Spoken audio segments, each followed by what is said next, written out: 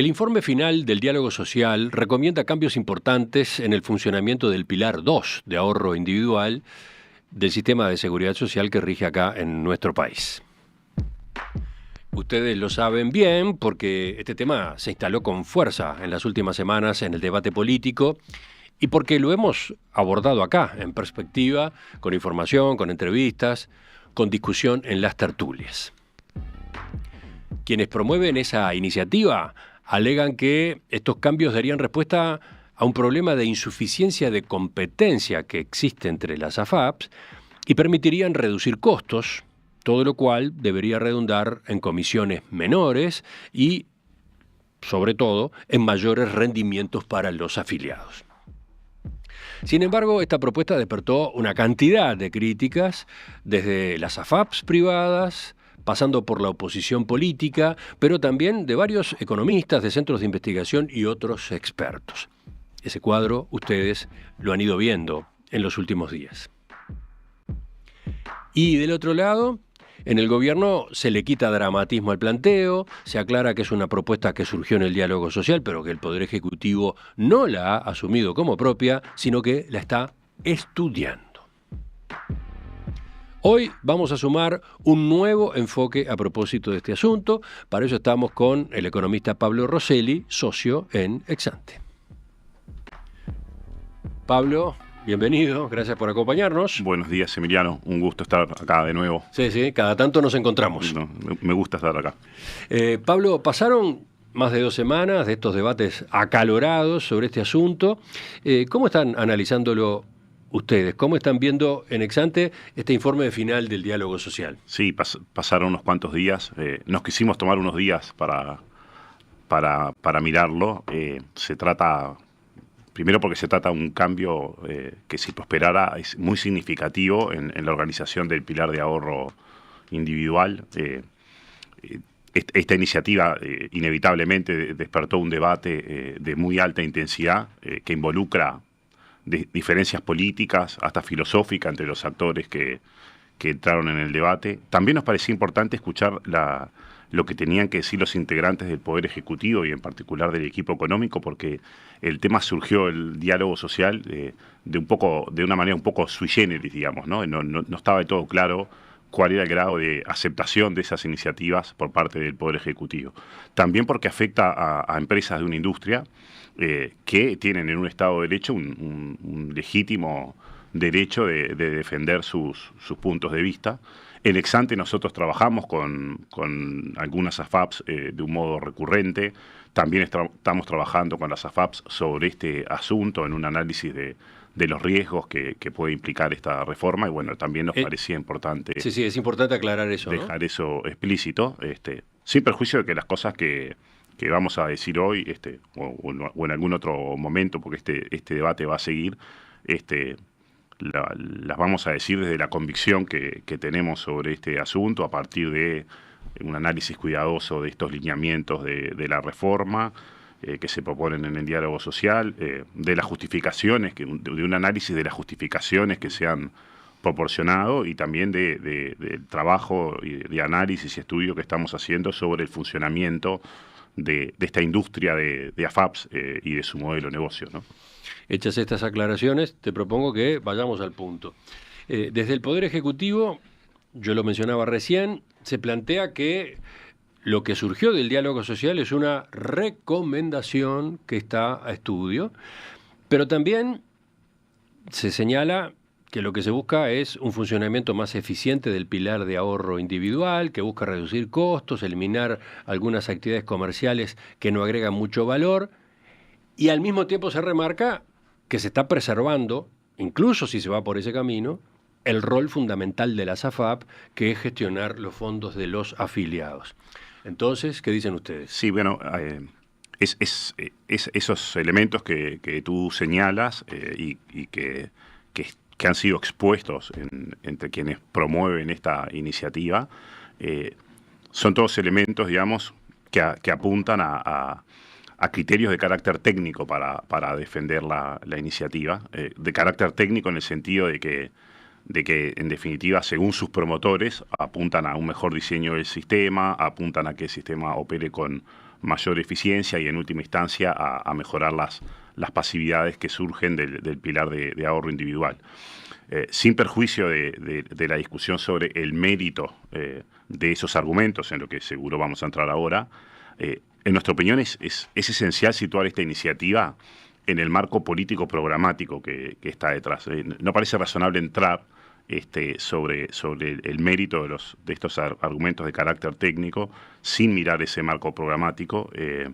La orientación política programática que le da sustento es determinante y es una orientación que de alguna manera viene a atender una larga discusión que ha estado dentro de la izquierda uruguaya. La izquierda uruguaya es el Frente Amplio, también el PIT-CNT y algunas otras organizaciones. Ese es un ángulo que han marcado varios analistas. Bueno, sin ir más lejos, lo hizo el doctor Rodolfo Saldain en la entrevista central de este lunes acá en Perspectiva. A ver, ¿por qué lo tomás tú? ¿De qué manera lo tomás tú? Sí, a ver, porque es evidente que esa motivación es sumamente importante. El propio ministro Done lo comentó acá en la entrevista que le hacías hace un par de semanas, de que esta iniciativa trata de atender una resistencia histórica de varios sectores del Frente Amplio y del movimiento sindical hacia el pilar de ahorro individual. También me parece importante comenzar la conversación en este lugar porque la magnitud del cambio que se propone, y lo vamos a ver esto en la conversación contigo, la magnitud de ese cambio es muy grande en relación a la magnitud de los problemas o de los presuntos problemas que pretende atacar. También es importante marcar, digamos, que la iniciativa no aborda la iniciativa, no aborda oportunidades de mejora en el sistema que tendrían efectos mucho más significativos, efectos positivos, que las medidas que se proponen. Entonces, a nuestro juicio, el análisis debe comenzar con detenerse en ese objetivo político que está detrás de la iniciativa y que para nosotros resulta realmente problemático, ¿no? ¿Y cuáles son, a juicio tuyo, las claves en este aspecto, en este primer asunto? Bueno, a ver, todos sabemos, cuando el Frente Amplio no apoyó la iniciativa de reforma constitucional que promovía el PIT-CNT y que proponía derogar las AFAPs, dejó al mismo tiempo su programa de gobierno que se iba a promover un diálogo social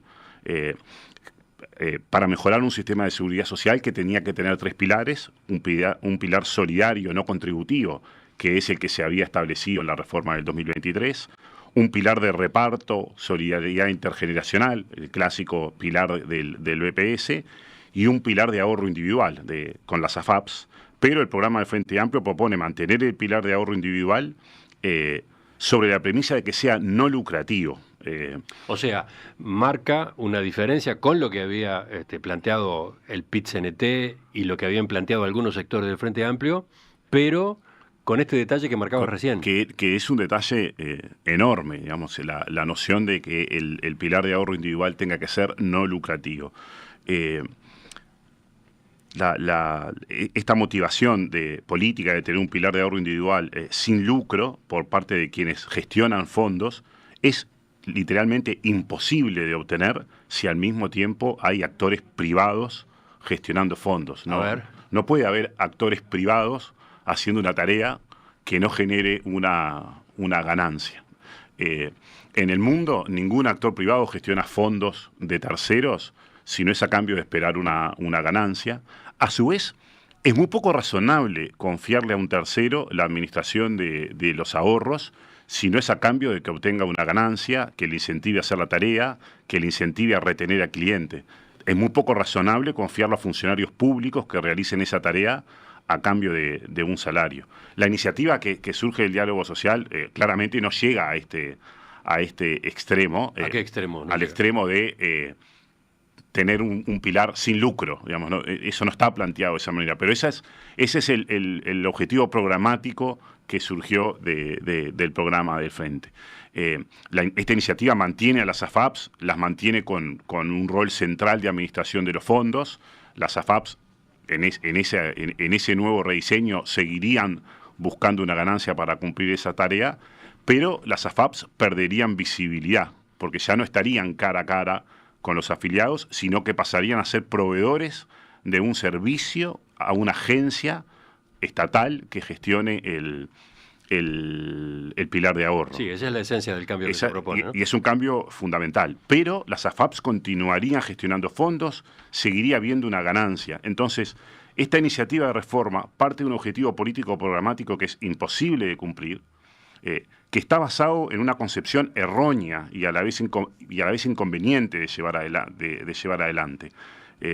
Si se avanzara con esa reforma, a su vez, nada garantizaría que quienes se oponen a la existencia misma del pilar individual o que quienes piensan que no debe haber ganancias en esa actividad, de un modo equivocado en mi opinión, pero piensan eso, nada garantiza que no insistan más adelante con terminar con la participación privada en la gestión de fondos de ahorro provisional o con terminar con todo el pilar, que en última instancia es lo que el PIT-CNT ha señalado como su objetivo. El PIT-CNT ratificó su oposición al pilar de capitalización, considera que en todo caso esta reforma o esta iniciativa de reforma es un avance hacia un sistema sin lucro.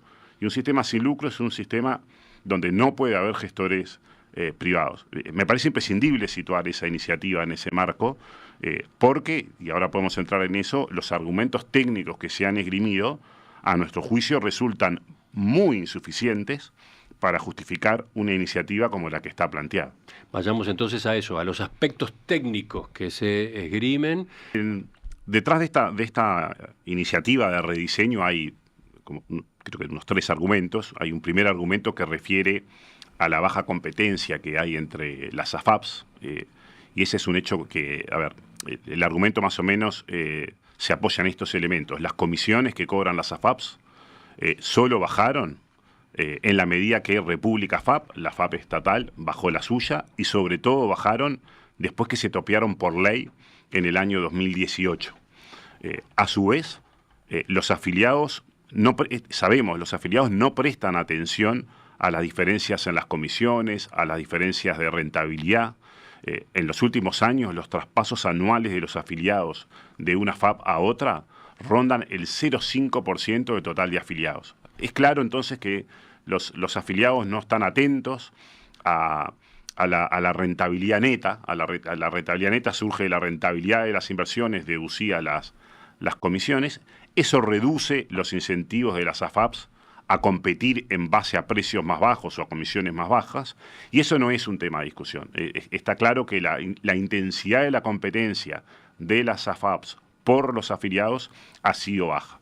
Hay un segundo argumento que se esgrime, que es que mientras la competencia por comisiones entre las AFAPs o vía precios entre las AFAPs por los afiliados es muy baja, esta iniciativa podría permitir una mayor competencia, porque plantea que las AFAPs tengan que competir entre sí en licitaciones para gestionar distintos bloques del Fondo de Ahorro Previsional. Y hay un tercer grupo de argumentos que pasa por mejorar el funcionamiento del sistema en lo que tiene que ver con costos operativos. Si se logran bajar costos, eventualmente eso puede conducir a menores comisiones, eso puede conducir a mejores pasividades por el pilar de ahorro. Uh-huh. ¿Y cómo analizan ustedes la factibilidad de que se logren esos objetivos? O sea, menores comisiones, menores costos. A ver, la iniciativa de reforma permitiría eliminar algunos costos, en particular los costos asociados estrictamente a lo que es la gestión comercial que hacen las AFAPs para adquirir afiliados. Sí, eso ya no existiría. Eso ya no existiría. Y la lógica de buscar ese ahorro es que la afiliación es de carácter obligatorio. Los promotores de la iniciativa señalan que esa actividad en competencia no agrega mucho valor, que es costosa, que no deriva en una mayor competencia, como decíamos recién, a través de precios más bajos entre las AFAPs, porque en la práctica las personas muy rara vez cambian de AFAP, no saben cómo evaluar si la propuesta de una es mejor que la de otra. Si las AFAPs dejan de competir por adquirir socios, ese costo se puede eliminar. Además de ese ahorro hay otro argumento que se considera en favor de la iniciativa planteada, que plantean quienes promueven esta iniciativa, es que puede haber otras oportunidades de ganar eficiencia al centralizar la gestión de las cuentas, al centralizar la atención de los afiliados. Esa tarea la llevaría adelante un organismo del Estado. Un organismo del Estado, una agencia especializada, el BPS, eso no lo sabemos, digamos, ¿no? Como decía antes, a nuestro juicio, estos argumentos son muy insuficientes para pensar en este cambio. ¿Por qué lo decís de manera tan contundente? ¿Por qué estos argumentos resultan muy insuficientes? A ver, hay como tres cosas acá. Los ahorros de costos que se pueden lograr, y luego hablamos de eso, son muy bajos. Y esa es una primera razón. La iniciativa de reforma, lo comentaba antes, ¿no? Deja fuera del análisis modificaciones o iniciativas que podrían tener impactos positivos en las pasividades sustancialmente mayores de las que podíamos obtener con reducciones de costos. Y además este cambio tiene un montón de riesgos. Entonces al final hay ahorros bajos, cosas ausentes en la iniciativa de mejora del pilar y riesgos muy importantes. Vayamos por partes. Empecemos primero con los costos. ¿De qué magnitud de costos estamos hablando? A ver, los costos operativos de las 4 AFAPs, tomados en su conjunto, mirando los estados financieros de los últimos años, rondan los 44 millones de dólares por año. Es una cifra, en valor absoluto uno podría decir irrelevante, 44 millones por supuesto, pero se trata de una cifra relativamente baja en comparación con el costo del funcionamiento del sistema de seguridad social. Pensemos que nuestro sistema de seguridad social tiene un conjunto de pilares. El costo de nuestro sistema de seguridad social tiene estos 44 millones de las AFAPs, tiene 260 millones de dólares en el BPS. Es cierto que, lógicamente, los costos del BPS son muchas veces esos 44 millones para un sistema notoriamente más grande, más complejos, con prestaciones a activos, con prestaciones a pasivos, con beneficiarios de otras políticas sociales.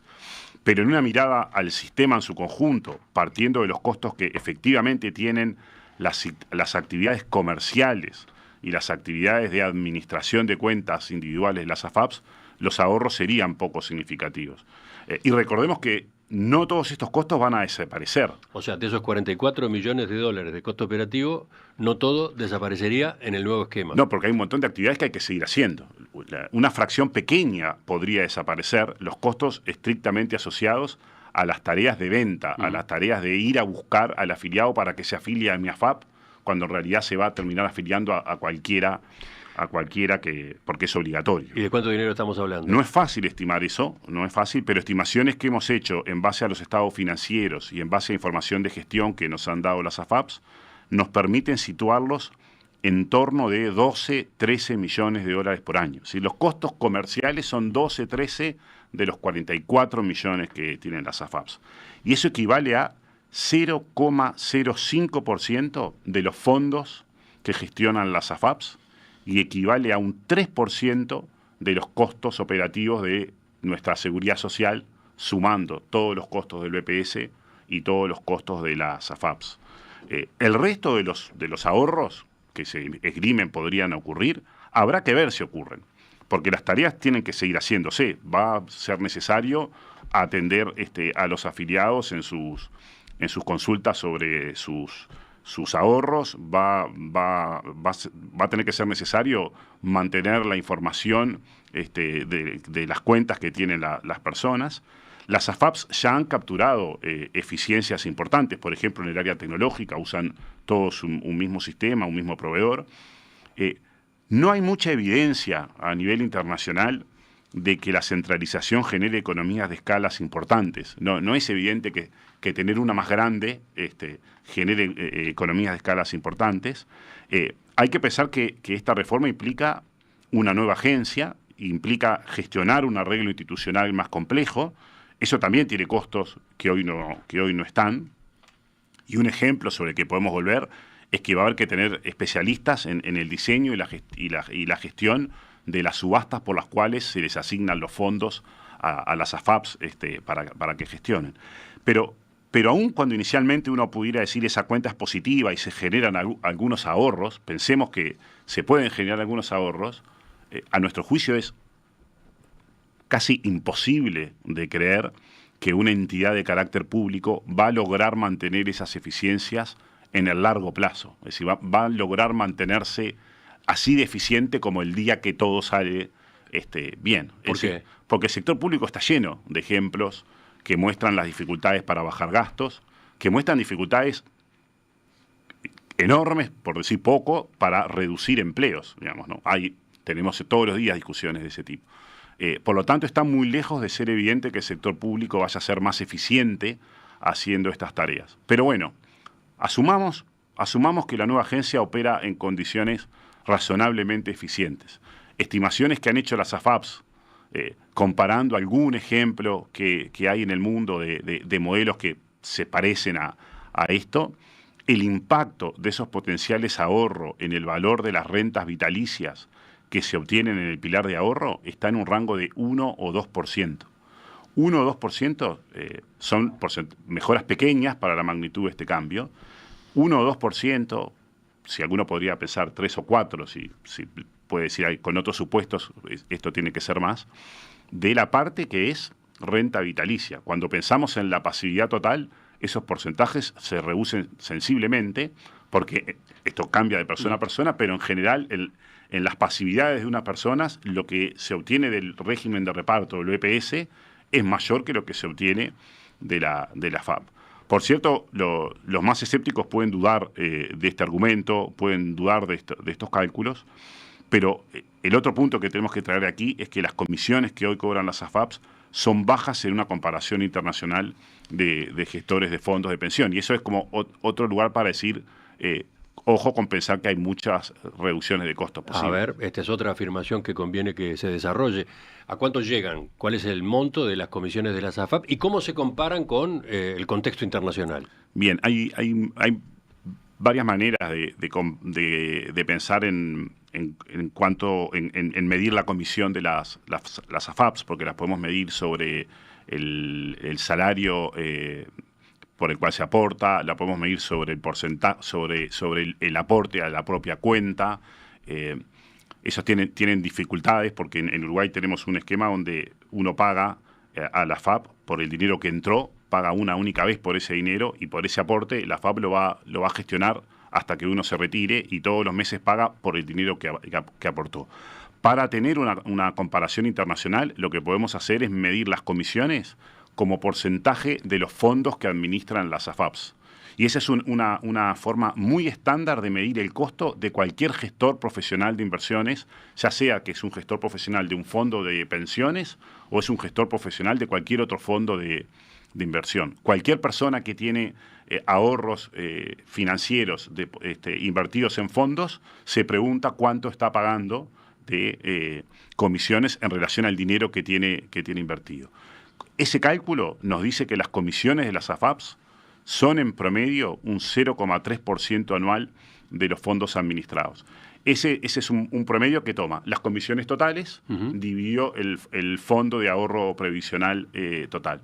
Lógicamente que ahí tenemos personas que están en distintos momentos de su vida laboral, pero en los grandes números del sistema es una aproximación bien indicativa de los costos que estos tienen. 0,3% de los fondos administrados. República FAP, la FAP estatal, es la que tiene la comisión más baja, está en un 0,25% en ese cálculo. Las AFAPs privadas en promedio están en un 0,4%. Y la otra parte de la pregunta que te hacía, ¿qué ocurre con la comparación internacional? Bueno, ahí tenemos una comparación internacional como de unas 20 referencias de otros países con fondos de pensión. Los valores más bajos los observamos en referencias para Estados Unidos y el Reino Unido, con un 0,26 en Estados Unidos, un 0,3 en el Reino Unido. Colombia también tiene un 0,3. Estas referencias están igual que el promedio que tenemos en Uruguay. Más de la mitad de esas 20 referencias tienen comisiones superiores a 0,5% anual sobre los fondos administrados. Así que las comisiones de las AFAPs podemos concluir que están en el límite inferior de la comparación. Probablemente uno pueda esforzarse más y tener algunas referencias adicionales, pero nos parece claro que las comisiones de las AFAPs están en un rango bajo en las comparaciones internacionales. ¿Y eso qué quiere decir? ¿O eso qué muestra? muestra que la debilidad de la competencia entre las AFAPs, de la que hablamos, porque las personas no nos cambiamos de AFAP, y entonces las AFAPs no tienen incentivos a pelearse o competir entre ellas bajando las comisiones, esa debilidad de la competencia no parece ser hoy un problema acuciante porque las comisiones terminaron bajando.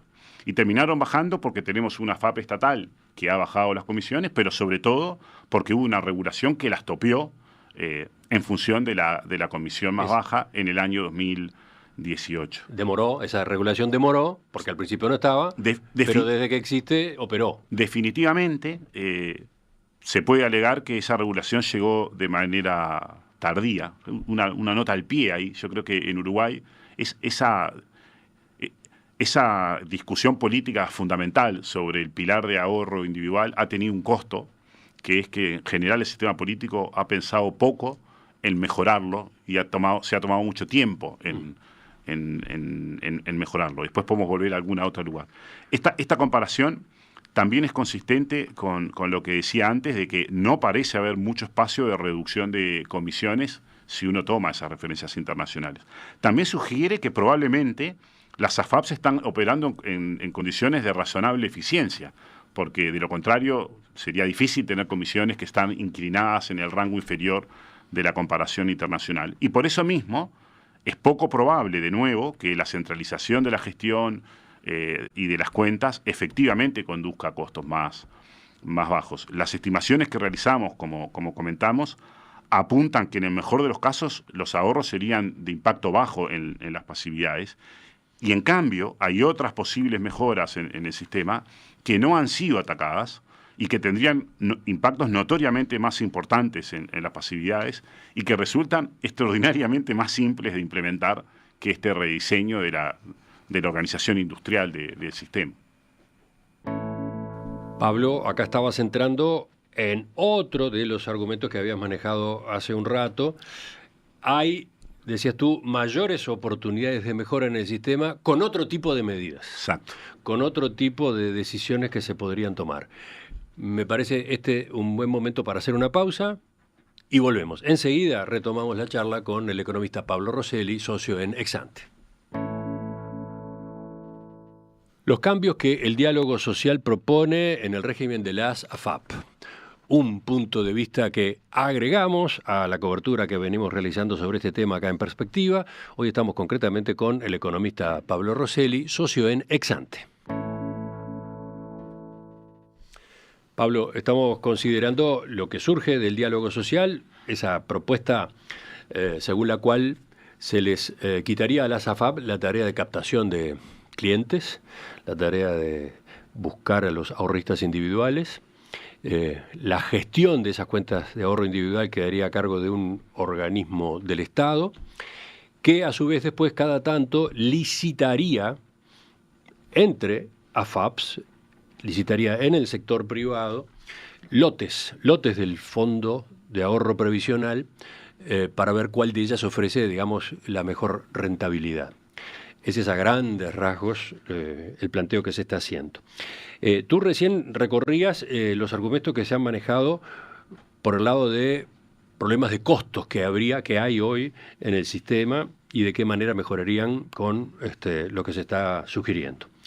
Pero vayamos a lo que quedaba pendiente al final de la primera parte. Tú ibas a que hay otras oportunidades de mejora en el sistema de las que no se está hablando. Claro, ¿por qué? Veamos. Y me parecía importante subrayar eso porque mientras que las oportunidades de reducciones de costos estamos convencidos de que son muy pero muy pequeñas, hay oportunidades mucho más importantes si uno piensa en flexibilizar las restricciones de inversión que tienen las AFAPs en lo relativo a inversiones en el exterior.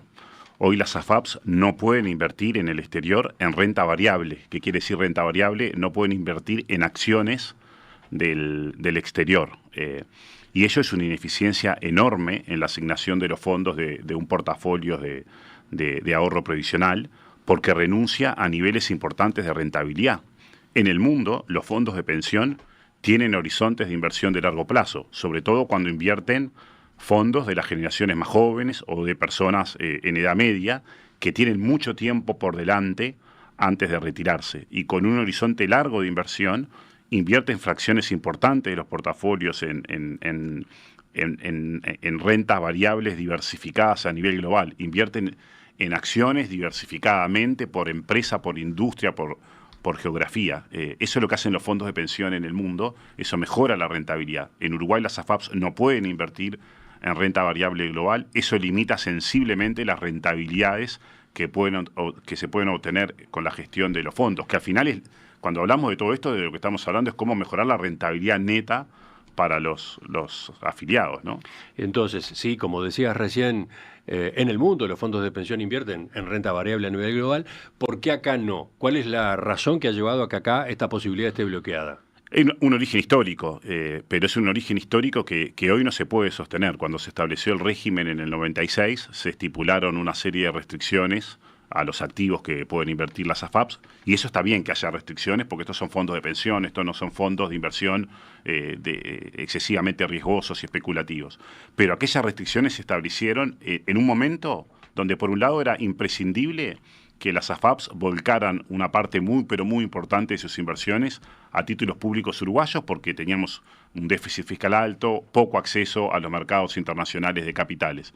Y a su vez en aquel momento esta reforma era una reforma que generaba su controversia y políticamente tenía sentido evitar discusiones que se enfocaran en que esas inversiones iban a terminar siendo excesivamente riesgosas. Hoy resulta imposible mantener esos argumentos. Ninguno de los dos son de recibo. Sin embargo, están vigentes. ¿Por qué? Bueno, quienes todavía se oponen a permitir que las AFAPs inviertan en acciones, en renta variable global en el exterior, apelan a uno de dos argumentos. Algunos alegan de que es muy riesgoso. Bueno, eso ignora, y es la palabra correcta, es que ignora las ventajas de la diversificación, ignora que en el largo plazo la renta variable paga el riesgo asociado a una mayor volatilidad, que la consecuencia de esas restricciones es que el portafolio queda excesivamente expuesto a la suerte de la economía uruguaya. Por lo tanto, si a la economía local le va mal y la actividad económica cae, y cae el empleo, y caen los salarios, con esta forma de asignar el portafolio es probable que también pierdan valor los ahorros de los trabajadores. Es como tener todos los huevos en la misma canasta, eso no es razonable. Otros alegan que esos fondos deben invertirse en Uruguay para favorecer el crecimiento económico.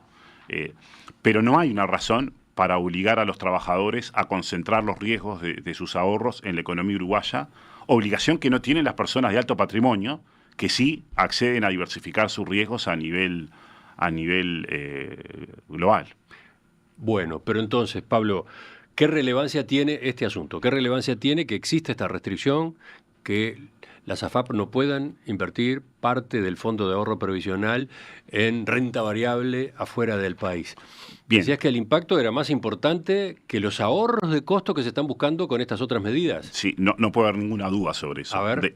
Por cierto que las magnitudes depende de cuánto se flexibilice ese marco de inversión. Pero en periodos largos las acciones rinden más que los bonos. El portafolio de las AFAPs está invertido esencialmente en bonos. También hay proyectos de renta variable a nivel local. Pero a nivel local hay restricciones para encontrar proyectos suficientemente atractivos, proyectos que sean rentables para los afiliados.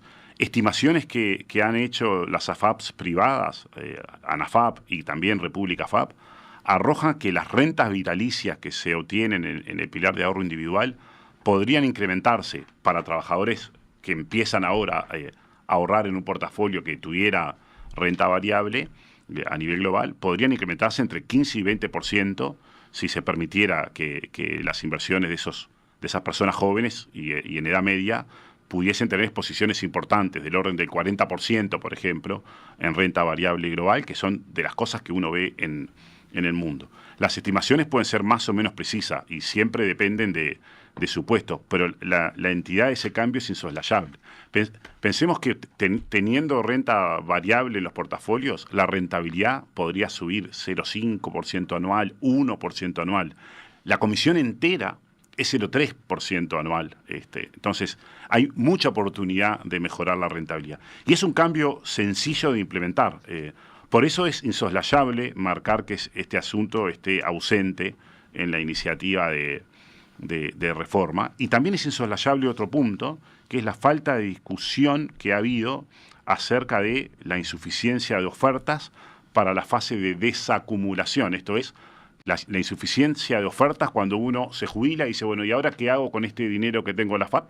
Una única cosa, que el Banco de Seguros me ofrezca una renta vitalicia. Ese es el único producto disponible, monopólico en los hechos, no monopólico legal, monopólico en los hechos que tenemos para ese momento. Sí, así funciona el sistema al final, ¿no? Así funciona al final, no es porque esté diseñado así, pero en la realidad no hay actores privados interesados al momento ya. Vamos a profundizar en este aspecto. El doctor Saldain lo comentó brevemente el lunes en la entrevista, pero me parece que conviene que nos detengamos algún minuto. Sí, a ver, este es un asunto importante. Como decíamos, cuando las personas se jubilan tienen una única alternativa, que es acudir al Banco de Seguros para obtener una renta vitalicia.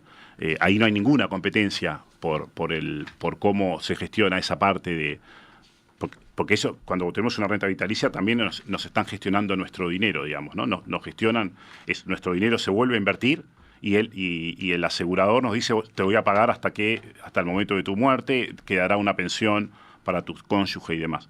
Este es un asunto mucho más complejo. ¿Por qué razón no hay actores privados? Hay una serie de posibles explicaciones, hay que indagar más sobre ese punto, pero también hay que indagar sobre la posibilidad de introducir otros productos distintos a la renta vitalicia, pero suficientemente parecidos que permitan, digamos, atraer otros actores al mercado. Este no es un asunto sencillo como el de autorizar a inversiones en renta variable global, pero si realmente el objetivo es mejorar el diseño del pilar de capitalización, este es un capítulo que no debería estar ausente. Enseguida, Pablo, vamos a un último capítulo en toda esta conversación hoy. Otro de los aspectos del sistema que cambiarían si prosperara la iniciativa, esto de que junto con la gestión centralizada de las cuentas de ahorro individual y la relación con los afiliados, esa entidad estatal que se crearía se encargaría de asignar bloques de fondo a las distintas AFAP a través de subasta. Lo vemos enseguida. Los cambios que el diálogo social propone en el régimen de las AFAP, ese es el tema. Seguimos con el economista Pablo Rosselli, socio de Nexante. Pablo, yo lo repasaba recién, además de introducir la gestión centralizada de las cuentas de ahorro individual y la relación con los afiliados, esta entidad estatal que se crearía se encargaría también de asignar bloques de fondos a las distintas AFAP a través de subastas. Entonces, ¿cómo ven esta idea de licitar bloques de fondos? Bien, las AFAPs en esta iniciativa dejan de tener clientes, mantienen su tarea de gestionar fondos. ¿Qué fondos tienen que gestionar? Los que obtengan en subastas. Un argumento detrás de esta iniciativa es que licitando la gestión de los fondos podría haber más competencia efectiva, como decíamos recién, porque en lugar de que las AFAPs compitan por captar afiliados con una intensidad de competencia que es baja, porque los afiliados no nos cambiamos de AFAP, tendrían que competir en subastas. Presumiblemente la competencia en las subastas tendría que ser mayor. Ahora, desde el momento que las comisiones que cobran hoy las AFAPs son bajas en una comparación internacional, no es evidente que estos mecanismos de subastas vayan a permitir reducciones significativas. Las comisiones las hemos bajado no por competencia, sino por regulación. No es claro que vayan a ser más bajas y hay varios frentes de riesgos en este cambio, ¿no? Vayamos a eso, vayamos a los riesgos. Decías que, según ustedes, esta reforma involucra riesgos importantes. Sobre esta cuestión hemos escuchado en estos días críticas, advertencias, algunas de ellas muy fuertes. En cambio, desde el gobierno lo que se enfatiza es que si se va por este cambio, se preserva el pilar de ahorro individual y la gestión de los fondos seguirá siendo realizada por inversores profesionales. Es así, a ver, como está planteada la propuesta, se preserva el pilar de ahorro individual, se preserva la gestión de los fondos. A nuestro juicio, igual acá hay riesgos muy importantes. Esta reforma tiene riesgos que llamamos de captura, entre comillas, de los fondos y riesgos de gobernanza. Tiene riesgos de diseño en las subastas, tiene riesgos institucionales, tiene riesgos de reputación y credibilidad para para el país. Vayamos uno por uno en esos riesgos. ¿Qué es eso del riesgo de captura? Sí, riesgo de captura, entre comillas, de los fondos previsionales. No me refiero con esto a una confiscación lisa y llana de los fondos. No me refiero a que el Estado termine apropiándose de esos recursos para hacerlo, porque para hacer eso no hace falta esta reforma. Tenemos el ejemplo de Argentina de mucho tiempo atrás. Argentina pasó de un solo paso a confiscar los ahorros de las AFAPs. A lo que sí me refiero con ese término de riesgo de captura de los fondos es a que en algún momento la asignación de la gestión de los fondos a las AFAPs termine privilegiando intereses del Estado y del gobierno de turno, intereses que podrían ser el financiamiento del sector público, el financiamiento de proyectos de inversión en el país que sean de dudosa rentabilidad para los afiliados, pero que se consideren necesarios, beneficiosos desde la perspectiva del gobierno, de las perspectivas políticas públicas. Este tipo de cosas ya pasó en Uruguay. Hace muchas décadas las cajas de jubilación tenían reservas porque la población era joven, los ingresos superaban a los egresos y esas reservas fueron invertidas en préstamos al Estado a tasas reales negativas. Seguramente, no tengo ninguna duda de que esa no es la intención de quienes hoy han pensado en esta iniciativa, pero el cambio es fundamental y en el largo plazo las personas que están al frente de las instituciones cambian, las ideas también cambian. Con esta iniciativa habría una agencia estatal responsable de la asignación de la gestión del 100% de los fondos de ahorro provisional. Desconocemos hoy cómo va a ser esa gobernanza. Actualmente el Estado es propietario de una FAP, República, gestiona el 55% de los ahorros provisionales, pero también hay AFAPs privadas, todas tienen los mismos objetivos de rentabilidad, las mismas restricciones para invertir, por lo tanto es muy fácil comparar su desempeño. Y a su vez, y esto es fundamental, todas las AFAPs tienen una amplia discreción para invertir dentro de los límites que solamente pone la ley. No hay ningún funcionario público en Uruguay que pueda establecer restricciones adicionales por ningún motivo, salvo lo que es la supervisión que realiza el Banco Central para asegurarse que se cumplen las restricciones de inversión establecidas por la propia ley. Las AFAPs tienen una parte sustancial de su patrimonio invertido en el mismo fondo de ahorro provisional que gestionan. Eso deja incentivos muy fuertes a que maximicen esa rentabilidad. En cambio, el diseño de subastas es un asunto extremadamente complejo que necesariamente tiene que dejar márgenes de discreción importantes a quienes tengan la responsabilidad de diseñarlas.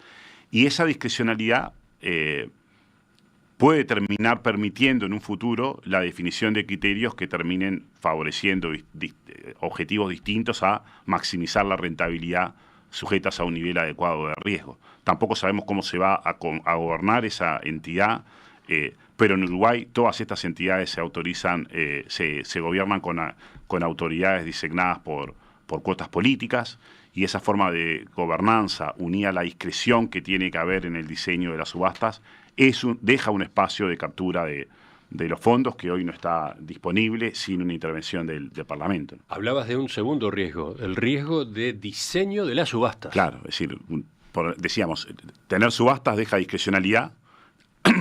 Además hay que diseñarlas bien, y el diseño de las subastas es complejo. El diseño tiene que permitir seleccionar gestores, teniendo en cuenta que hay que maximizar la rentabilidad, pero que no incurran en inversiones excesivamente riesgosas. Hay que considerar los precios que cobran, hay que ver si tienen antecedentes, hay que ver que tengan estándares adecuados de gestión. No es algo imposible de hacer. En el mundo hay especialistas que diseñan subastas de cualquier tema, digamos. Pero no son capacidades técnicas que hoy no estén claramente disponibles en Uruguay. La agencia va a tener que contratar especialistas. En Uruguay el sistema político es extraordinariamente reticente a delegar en expertos asuntos que tienen impactos políticos potencialmente importantes. Todo eso, de nuevo, nos trae al riesgo de interferencias políticas en la selección de los gestores. Y no es evidente que las subastas conduzcan a mejores resultados que los que tenemos ahora, ni en términos de calidad de la gestión, ni en términos de precios. Cuando hablo de calidad, hablo de rentabilidad neta, ¿no? Y otro punto es que los resultados solo pueden evaluarse con el paso del tiempo, después de sucesivas rondas de de subastas. Por lo tanto, este cambio nos va a dejar con un periodo prolongado de incertidumbre acerca de qué tan bien o mal se están asignando esos fondos. Seguimos, vamos a otro de los riesgos que mencionabas. Riesgos institucionales, riesgos de credibilidad y reputación. ¿A cuáles aludías concretamente? Bueno, a ver, cuando hablamos de riesgos institucionales, me refiero que hoy por hoy, las AFAPs privadas han desarrollado un negocio propio con sus funcionarios, con sus clientes, con inversiones, con marcas, han invertido para adquirir sus clientes, tienen un flujo previsible de utilidades. Este rediseño del pilar cambia sustancialmente ese negocio con la asignación de bloques de fondos sin individualizar a los ahorristas. Literalmente las AFAPs pierden a sus clientes, pierden a sus afiliados, pasan a tener un cliente nuevo, que es la agencia estatal, y hay que preguntarse si eso tiene consecuencias jurídicas, hay que preguntarse sobre la necesidad de compensar a las AFAPs por la eventual pérdida del valor de su negocio, por la pérdida de su clientela. Y aquí hay un tema que es que hay riesgo de controversias legales, ¿no? Finalmente, incluías riesgos de reputación del país y de credibilidad. ¿A qué te referías? ¿Ustedes visualizan, por ejemplo, la posibilidad el riesgo de que no sigamos teniendo grado inversor o un riesgo de alguna rebaja de la calificación de la deuda uruguaya? A ver, con esto nos referimos a que se trata de un cambio de regla de juego muy importantes. No es problemático per se que una regla de juego cambie si es para mejorar, si es claramente para mejorar. Aquí el asunto que tenemos es que no hay motivaciones técnicas suficientemente sólidas en nuestro juicio, y que este cambio se enmarca en una discusión dentro de la izquierda uruguaya donde hay sectores que se oponen al pilar de capitalización. Al momento de establecer una calificación de riesgo, yendo a tu pregunta, las agencias toman en cuenta muchos factores. Yo creo que no es posible afirmar con un grado razonable de certeza que una reforma como esta ocasionaría inmediatamente una rebaja de la calificación. Pero sí podemos decir que este es un tema que despierta atención de los fondos de inversión, despierta atención de los bancos de inversión, que son quienes ayudan al gobierno a colocar la deuda pública en cada emisión. Por supuesto que despierta la atención de las agencias calificadoras. Ahora, también pienso que no deberíamos definir si se avanza o no con esta reforma en base a una conjetura sobre si perdemos o no perdemos el grado inversor. La reforma tiene un conjunto muy grande de problemas que hacen a nuestro juicio que sea desaconsejable llevarla adelante, y obviamente que no hace falta sufrir una rebaja de calificación para que tengamos efectos adversos. ¿Cómo es eso? El propio ministro Donne señaló en sus encuentros en Washington que los inversores preguntaron por las reformas que se vienen en seguridad social, por esta y por las otras que emergen del diálogo social. Sabemos que los mercados van a estar atentos a estos cambios. Probablemente los mercados no van a ver con buenos ojos esta reforma del pilar de ahorro individual, y alcanzaría con una suba relativamente pequeña del riesgo país para que los mayores costos del endeudamiento público derivados de eso absorban completamente cualquier mejora de eficiencia que está detrás de esta reforma. Pensemos que Uruguay emite cada año 6.000 millones de dólares para cubrir su déficit fiscal y para cubrir vencimientos de deuda. Una suba de solo 20 puntos básicos, que implicaría en el primer año un incremento en la carga de intereses de 12 millones, más o menos el ahorro de los gastos comerciales directamente asociados a adquirir clientes. Y si esa suba de solo 20 puntos básicos no se revierte prontamente, cada año que pase, el costo se incrementa en unos nuevos 12 millones.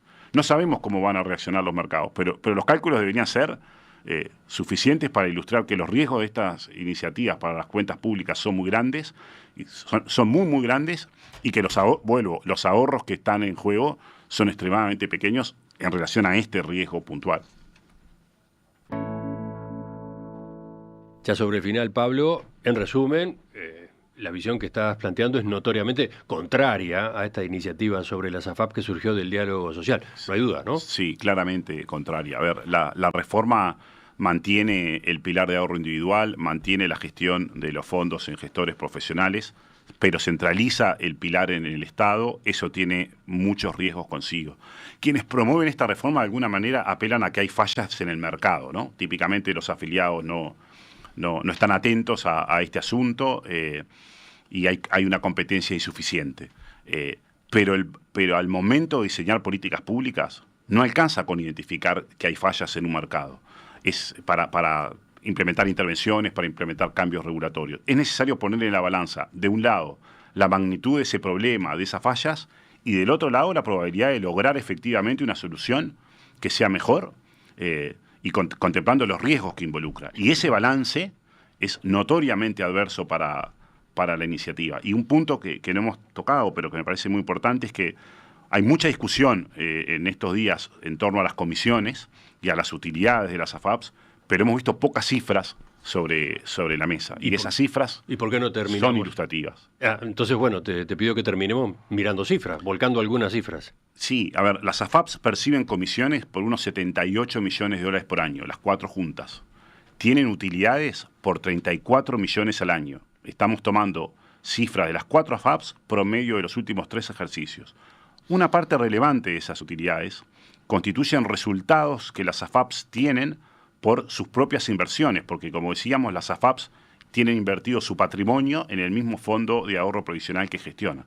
Si excluimos esas utilidades que son de naturaleza financiera, no son del negocio, observamos que las utilidades atribuibles al propio negocio son 22 millones de dólares por año. Las utilidades de las AFAPs privadas, excluyendo lo que ganan por sus inversiones, ascienden a 13 millones de dólares. El lucro privado son 13 millones de dólares. Las AFAPs tienen 1,7 millones de afiliados, tienen 1 millón de cotizantes. Los cotizantes son afiliados con aportes recientes. Yo, por ejemplo, soy afiliado, pero no soy cotizante porque hace años que no ejerzo la docencia. Las AFAPs privadas tienen más de 1 millón de afiliados y tienen 560.000 cotizantes. Las utilidades de las AFAPs privadas, entonces, ascienden a $2 por mes y por cotizante, o a $1 por mes y por afiliado. Todas estas cifras, en valores absolutos o en términos de cotizantes, nos deberían resultar suficiente para pensar muy bien si queremos avanzar en una reforma tan significativa y que tiene tantos riesgos, motivados por un afán de reducir las utilidades de las empresas.